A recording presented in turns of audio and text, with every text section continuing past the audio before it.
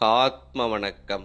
ஆத்மபிதா சுவாமி சிவானந்த பரமஹம்சர் அவர்கள் அருளிய பிரம்மமும் மாயையும்.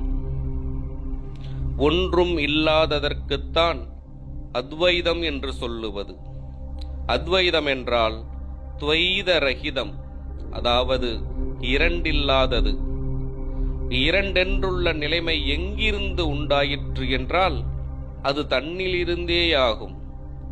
தன்னுடைய சக்திக்கு சலனம் உண்டான போது இரண்டென்கின்ற நிலைமை உண்டாயிற்று. தான் என்றால் அக்ஷரம், அக்ஷரம் என்றால் ஷரரகிதம், அதாவது நாசமில்லாதது.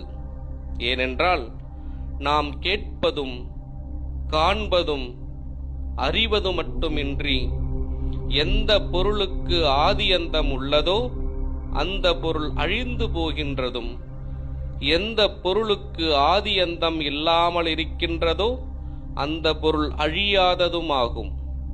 அந்த பொருளாகும் ஈஸ்வரன்.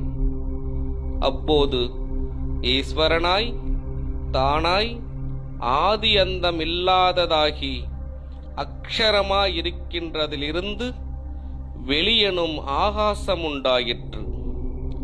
அந்த ஆகாசத்தில் தான் தானே சக்தியாய் சலிக்கவும், அப்பொழுது அதிலிருந்து எல்லா நிலைமைகளும் உண்டாகவும் செய்தன.